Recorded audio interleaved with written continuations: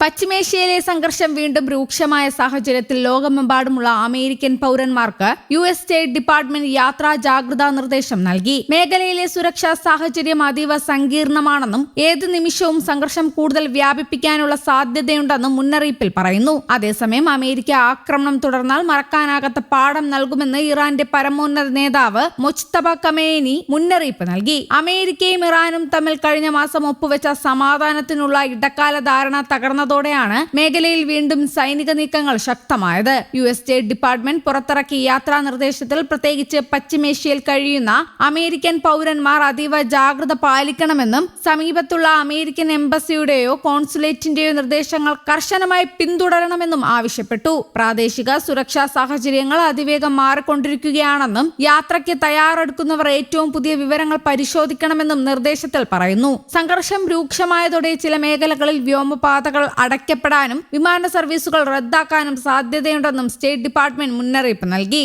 American നയതന്ത്ര സ്ഥാപനങ്ങൾ മുൻപും ആക്രമണങ്ങൾക്ക് ഇരയായിട്ടുണ്ടെന്നും ഇറാനെ അനുകൂലിക്കുന്ന സംഘടനകൾ ലോകത്തിന്റെ വിവിധ ഭാഗങ്ങളിലുള്ള അമേരിക്കൻ താൽപര്യങ്ങളും പൗരന്മാരും ലക്ഷ്യമിടാൻ സാധ്യതയുണ്ടെന്നും പ്രസ്താവനയിൽ ചൂണ്ടിക്കാട്ടി. അമേരിക്കയും ഇറാനും തമ്മിൽ കഴിഞ്ഞ മാസം ഒപ്പുവെച്ച ഇടക്കാല ധാരണ അമേരിക്ക ലംഘിച്ചതിനാലാണ് അതിലെ കരാറുകൾ ഇനി പാലിക്കില്ലെന്ന് ഇറാൻ പ്രഖ്യാപിച്ചത്. ധാരണ തകർന്നതോടെ ഇരു രാജ്യങ്ങളും വീണ്ടും ആക്രമണങ്ങൾ ശക്തമാക്കി. US സെൻട്രൽ കമാൻഡിന്റെ വിവരമനുസരിച്ച് ഇറാനിലെ നിരീക്ഷണ കേന്ദ്രങ്ങൾ, സൈനിക ലോജിസ്റ്റിക് സംവിധാനങ്ങൾ, ഭൂഗർഭ ആയുധ ശേഖരങ്ങൾ, സമുദ്രസേന കേന്ദ്രങ്ങൾ എന്നിവ ലക്ഷ്യമാക്കി തുടർച്ചയായ 7ാം രാത്രിയിലും ആക്രമണം നടത്തി. ഇതിനുള്ള മറുപടിയായി അമേരിക്കൻ സൈനിക കേന്ദ്രങ്ങൾ ഉൾപ്പെടെയുള്ള ലക്ഷ്യങ്ങൾ ഇറാനും ആക്രമിച്ചതായി റിപ്പോർട്ടുകളുണ്ട്.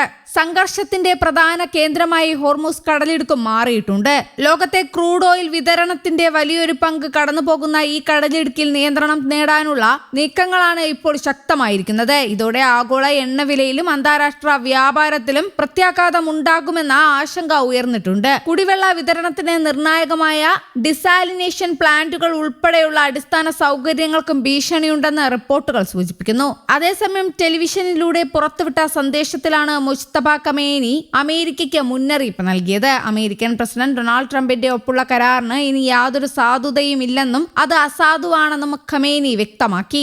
അതേസമയം മേഖലയിൽ സമാധാനം പുനഃസ്ഥാപിക്കാനുള്ള നയതന്ത്ര ശ്രമങ്ങൾ വീണ്ടും അനിശ്ചിതത്വത്തിൽ ആയിരിക്കുകയാണ്. പശ്ചിമേഷ്യയിലെ സ്ഥിതിഗതികൾ കൂടുതൽ വഷളായാൽ ആഗോള സമ്പദ് വ്യവസ്ഥയെയും അന്താരാഷ്ട്ര സുരക്ഷയെയും അത് പ്രതികൂലമായി ബാധിക്കുമെന്ന ആശങ്ക നയതന്ത്ര വിദഗ്ധർ ചൂണ്ടിക്കാട്ടുന്നു. അതേസമയം അമേരിക്കൻ പതാക പുതച്ച ശവപ്പെട്ടികൾക്ക് മുകളിൽ ട്രംപിന്റെയും കുടുംബത്തിന്റെയും ചിത്രങ്ങൾ പതിച്ച കൂറ്റൻ പരസ്യ ബോർഡ് ഉയർത്തി ഇറാന്റെ ഭീഷണി. ഇറാന്റെ തലസ്ഥാനമായ ടെഹ്റാനിലെ പലസ്തീൻ സ്ക്വയറിൽ സ്ഥാപിച്ച കൂറ്റൻ പരസ്യ ബോർഡിലൂടെയാണ് വെല്ലുവിളി. വൈറ്റ് ഹൌസ് പശ്ചാത്തലമായ ചിത്രത്തിൽ ചോരയ്ക്ക് പകരം ചോര എന്ന മുദ്രാവാക്യവും എഴുതിയിട്ടുണ്ട്. ഡൊണാൾഡ് ട്രംപ് പങ്കാളി മെലാനിയ ട്രംപ്, മക്കളായ Ivanka, Donald Trump junior, Eric, Tiffany, Barron Trump എന്നിവരുടെ ചിത്രങ്ങളാണ് ശവപ്പെട്ടികൾക്ക് മുകളിലായി നൽകിയിരിക്കുന്നത്. ഫെബ്രുവരി 28-ന് US ഇസ്രായേൽ വ്യോമാക്രമണത്തിൽ കൊല്ലപ്പെട്ട ഇറാന്റെ മുൻ പരമോന്നത നേതാവ് അലി ഖമനേയിയുടെയും അദ്ദേഹത്തിന്റെ മകൾ, മരുമക്കൾ, പേരക്കുട്ടി എന്നിവരുടെയും മരണത്തിന് പ്രതികാരം ചെയ്യുമെന്ന പ്രഖ്യാപനമായാണ് ഈ ബോർഡ് വിലയിരുത്തപ്പെടുന്നത്. ടെഹ്റാനിലെ